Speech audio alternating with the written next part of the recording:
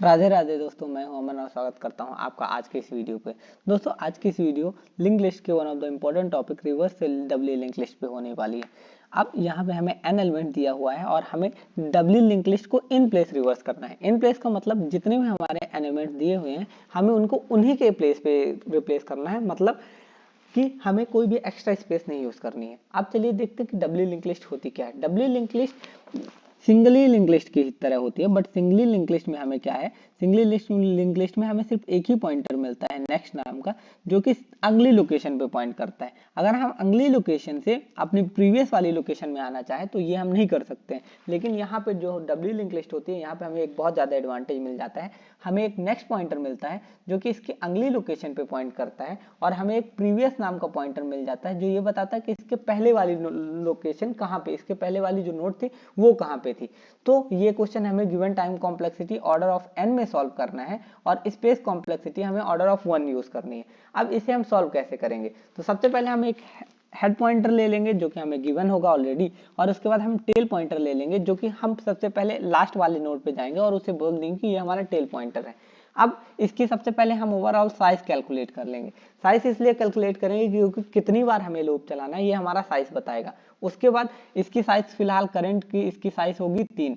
अब हम क्या करेंगे, लेकिन और ओरिजिनल इसकी साइज होने वाली 3, लेकिन हम क्या करेंगे, हम यहाँ से स्टार्ट करेंगे, यानी टेल को हम यहाँ लेंगे और इसके बाद से हम साइज कैलकुलेट स्टार्ट करेंगे। यानी ये पहली बार यहाँ जाएगा और सिर्फ अभी हम इसकी साइज देने वाले हैं 1।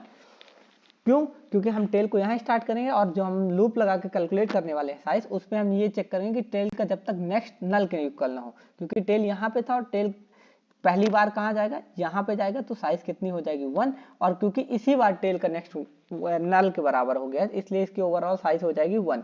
अब इसको कब तक हम रन करेंगे, जब तक साइज एक आई नाम का वेरिएबल ले लेंगे और जब तक आई किसके बराबर नहीं हो जाता, आई साइज बाई 2 के बराबर या उससे छोटा है, तब तक हम रन करने वाले हैं। तो क्योंकि आई की वैल्यू इस बार कितनी होगी, साइज बाई 2, यानी 1/2 की वैल्यू कितनी होने वाली है, 0। तो आई इनिशियली कितना हम 0 देने वाले हैं, 0। 0 is less than equal to 0, जी हाँ, 0 0 से छोटा या फिर बराबर है। तो इस बार हम क्या करेंगे, हम इन दोनों को स्वैप कर देंगे। जब हम इन दोनों को स्वैप करेंगे तो इन दोनों की वैल्यूज क्या आएंगी, यहाँ पे आएगा 3, सॉरी यहाँ पे आ जाएगा 3 की जगह 5, यहाँ पे 4 ऐसे टेस रह जाएगा और यहाँ पे आ जाएगा 3, क्योंकि हमने हेड और टेल पॉइंटर को आपस में स्वैप किया है।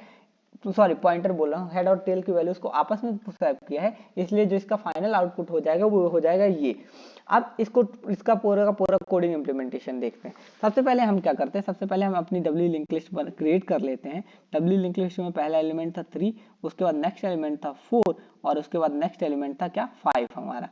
इसके बाद हमने क्या कहा, हमने कहा कि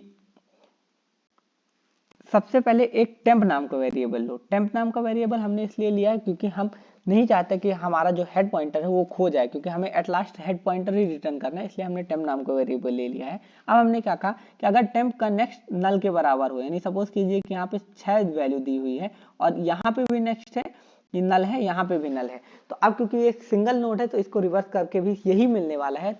तो अगर सिंगल नोड है तो इसका मतलब ये है कि इसको एस एट एस रिटर्न कर दो, तो इसलिए हमने क्या कर दिया है, हमने इसे एस एट एस रिटर्न करवा दिया है। अब इसके बाद हम नेक्स्ट क्या करने वाले हैं, नेक्स्ट हम एक टेल नाम का पॉइंटर लेंगे जो कि हेड के नेक्स्ट से स्टार्ट होगा। तो टेल यहाँ से स्टार्ट होने वाला है, टेल। अब हमने क्या कहा, हमने एक साइज नाम का वेरिएबल लिया जिसपे इनिशियली 0 स्टोर होगा। हमने क्या कहा, जब तक टेल का नेक्स्ट नल नहीं होता। क्या टेल का नेक्स्ट नल है, जी नहीं, ये एक लोकेशन को पॉइंट कर रहा है। तो हमने क्या कहा, साइज प्लस प्लस, यानी साइज को 1 बढ़ा दो, और उसके बाद हमने क्या कहा, टेल को 1 आगे कर दो, तो टेल आ गया यहाँ। अब हमने क्या कहा, क्या टेल का नेक्स्ट नल है, हाँ टेल का नेक्स्ट नल है। तो हमने क्या कहा, एक आई नाम का वेरिएबल ले लो जिसपे इनिशियली 0 रखो, और ये वाला लूप कब तक रन करना, जब तक आई किससे छोटा है, साइज बाई 2 से। आई इनिशियली 0 है और साइज कितना था 1, 1/2 विच इज इक्वल टू 0, छोटा या बराबर है। यहाँ पे ध्यान से देखिए, हमने बराबर वाली कंडीशन भी लगा के रखी है। तो हमने क्या कहा, जब तक छोटा या बराबर है, क्या 0 से बराबर है, जी हाँ, 0 से इस बार बराबर है, तो एक बार ये रन होगा। हमने क्या कहा, टेम्प के डेटा को टेल के डेटा से स्वैप करना। ध्यान दीजिएगा, हमने क्या कहा है, हमने कोई भी पॉइंटर्स नहीं स्वैप करवाए, हमने क्या कहा है, हमने कहा इसके डेटा को इसके डेटा से स्वैप करवाना है, यानी यहाँ पे आ जाएगा 3 और यहाँ पे आ जाएगा 5। हमने इन दोनों के सॉरी यहाँ पे आ जाएगा 5 और यहाँ पे आ जाएगा ओके हमने 5 4 3 लिया हुआ है, तो यहाँ पे आ जाएगा 3 और यहाँ पे आ जाएगा 5। हमने इन दोनों के सिर्फ डेटा को स्वैप करवाया हुआ है, हमने इन दोनों की जो भी पॉइंटर्स है वो नहीं स्वैप करवाया है, तो इसके प्रीवियस पे अभी भी नल पड़ा रहेगा और इसके नेक्स्ट पे अभी भी नल पड़ा रहेगा। और क्योंकि ये एक ही बार लूप रन होगा, i प्लस प्लस हमने कर दिया था, तो पहले वाले कंपैरिजन के बाद ही i की वैल्यू 1 हो गई थी, तो अब क्योंकि i ना तो छोटा है ये ना तो बराबर है 0 से, तो इसलिए हम क्या करेंगे, हम इस लूप को बंद कर देंगे इटरेट करना और एट लास्ट हेड रिटर्न कर देंगे। हेड रिटर्न कर देंगे का मतलब ये होगा कि हम इस वाले पॉइंटर को रिटर्न कर देंगे और यहाँ पे हम देख सकते हैं कि 5 4 3 एलिमेंट जो हमें दिया गया था उसे हमने 3 4 5 कर लिया है। अब इसके टाइम और स्पेस कॉम्प्लेक्सिटी की बात कर लेते हैं। सबसे पहले टाइम कॉम्प्लेक्सिटी की बात करते हैं, तो टाइम कॉम्प्लेक्सिटी में हमने इस वाले लूप में कितना टाइम लिया है, हमने इस वाले लूप में ऑर्डर ऑफ n लिया है, क्योंकि हमने हर एक एलिमेंट को ट्रैवर्स करते हुए गए हैं, तो इस वाले लूप पे हमने ऑर्डर ऑफ n लिया है। और इस वाले लूप पे साइज बाई 2 यानी ऑर्डर ऑफ n बाई 2 जितने भी एलिमेंट्स थे उनके आधे बार इटरेट किया है, यानी जो इसकी ओवरऑल टाइम कॉम्प्लेक्सिटी हो जाएगी वो हो जाएगी ऑर्डर ऑफ n, क्योंकि ये ओवरऑल ऑर्डर ऑफ n के बराबर होता है। अब इसकी स्पेस कॉम्प्लेक्सिटी है, हमने ध्यान दीजिए एक भी एक्स्ट्रा स्पेस नहीं यूज की है, तो जो भी इसकी स्पेस कॉम्प्लेक्सिटी होगी वो हो जाएगी ऑर्डर ऑफ 1 यानी कांस्टेंट। तो इसे हमने गिवन टाइम और स्पेस कॉम्प्लेक्सिटी में सॉल्व कर लिया है। दोस्तों अगर आपको यह हमारा एक्सप्लेनेशन अच्छा लगा हो तो कृपया अपने दोस्तों के साथ शेयर करना ना भूलें और हमारे इस चैनल को सब्सक्राइब कर लें ताकि आपको लेटेस्ट अपडेट्स इसी तरीके से मिलते रहें। चलिए मिलते हैं आपने अगली वाली वीडियो में। धन्यवाद।